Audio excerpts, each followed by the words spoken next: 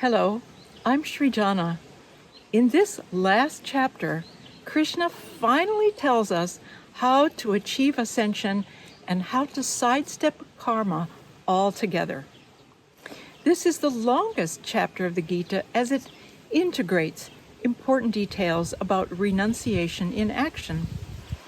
The purpose of the Gita is to help us understand the universe and our place in it as a living soul. The goal of physical life is ascension, freedom from death and rebirth, into permanent union with God.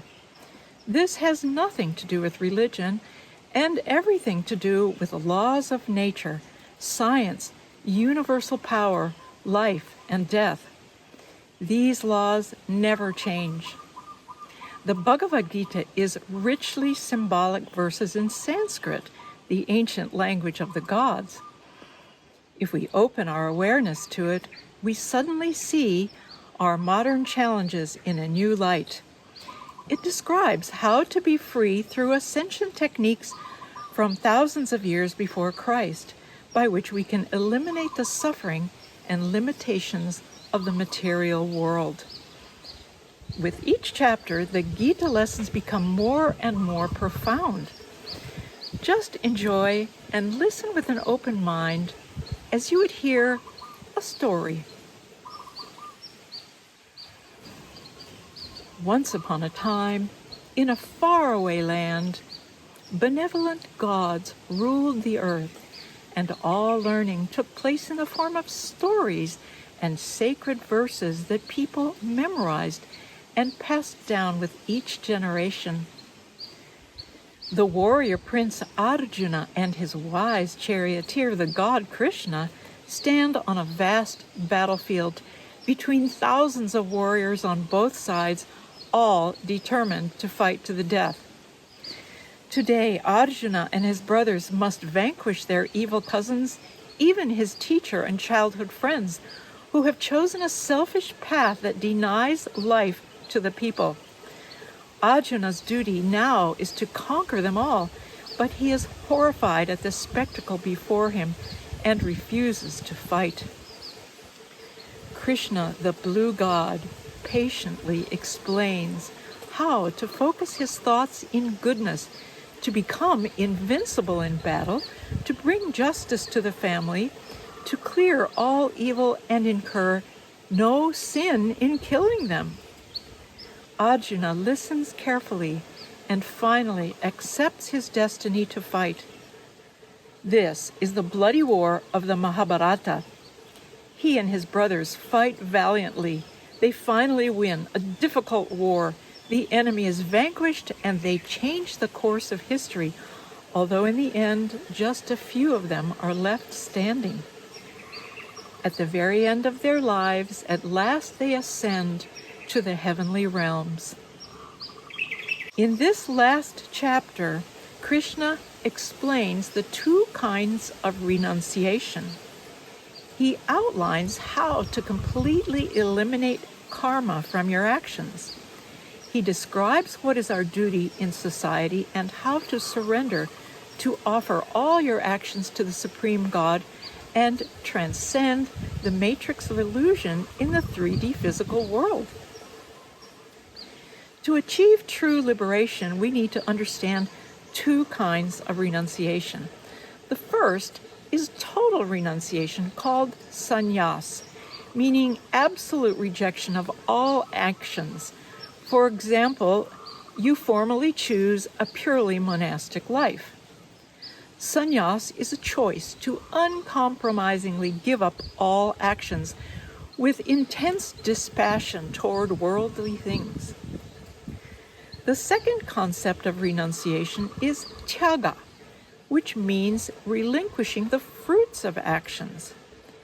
Here, Tyaga means abandonment of all that hinders the realization of the self.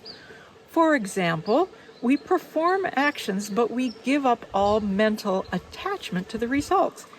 We act without being motivated by desire for reward or achievement. We do our best work, but without desire for a specific result. This is an inner mental discipline, a letting go of desire. A Tyaga person can live in the world, hold a job, have a family, but has a special internal mental discipline of release. The squeeze comes because embodied beings can never completely relinquish action. We must still sleep, eat, take care of ourselves, and we want to help others. At the same time, we can internally relinquish any expectation of reward or results of our actions. In addition, there are certain cleansing actions that Krishna says no one should stop: acts of duty, sacrifice, charity, and penance. So, to repeat the distinction, Sanyas is an external renunciation of all action in your life. Tyaga is an inner dispassion to the fruits of your actions. Anyone can dress up like a renunciate, but an outer appearance in sackcloth and dreadlocks won't make you a renunciate. Hence, both types of renunciation require the same mental discipline. Tyaga can even be a secret renunciation practice that you don't have to tell anyone. I can say, okay, today I'd like to make a really true and precise video about the Gita, but only if it's the best for the all. I'm offering this for the pleasure of the Supreme Universal Power, and I'm detached from the results. To me, this feels lighter and easier. Try it and see how it feels to you. Krishna explains how to perform actions in a way that does not create karma. This is very important. We like to know the cause of any action, and people of low understanding might see themselves as the sole cause or agent of their actions. However, rather than try to pinpoint a single cause, Krishna outlines the 5 elements or contributing factors that must be present for any action. Sadly, many people fail to recognize these 5 factors: the body, the agent, the senses, the efforts, and the super soul. Then there are 3 factors that compel us to act: knowledge, action, and the agent, that is us, the doer. These 3 can be divided according to the 3 gunas, or modes of physical nature. We learned about the 3 gunas in chapter 17. For example, 1. Knowledge in the mode of goodness, or sattva, considers all beings as undivided among many types, seeing the all as only one single being. There is no idea of being separate. Knowledge that sees the world as separate and disconnected individual beings is in the mode of passion, or rajas. Knowledge in the mode of ignorance, or tamas, doesn't care about the truth of things. Action in the mode of goodness is right action with pure motivation. Actions in the mode of passion are to satisfy desires, to produce accomplishments, or receive praise. However, Krishna specifically warns that even the most praiseworthy acts should be done with complete non-attachment. Actions in the mode of illusion, or tamas, come from confusion and lack of care for others. Next, we describe the agent. In the mode of goodness, the agent or the doer is free from ego and attachment. In the mode of rajas, the person desires results and is motivated by the ego sense of I. 3. The person in the mode of ignorance is lazy and often cruel. In addition, 3 more concepts of understanding, will, and happiness are each characterized by the 3 gunas. Happiness, which comes from long practice, for a person with the nature of goodness, is difficult to obtain, yet brings true serenity. Happiness in the mode of passion arises from the senses. And happiness in the mode of ignorance comes from indifference and laziness. Krishna says happiness is a metaphor for poison and nectar. For the mode of goodness, those people who practice discipline steadfastly, the effort feels uncomfortable at first. It starts out like a poison and quickly becomes a nectar and tastes so sweet. In the mode of passion, happiness through sensory experiences begins as a nectar but quickly turns into poison. Those driven by the mode of ignorance are always in a place of delusion. Krishna also classifies these three qualities of intellect, fortitude, and joy by guna, according to goodness, passion, and ignorance. This process seems quite pedantic to me, but taken step by step, I acknowledge that it's very straightforward and easy to recognize, and that's the purpose. We need to make these distinctions quickly on the fly every day, in a war, for example.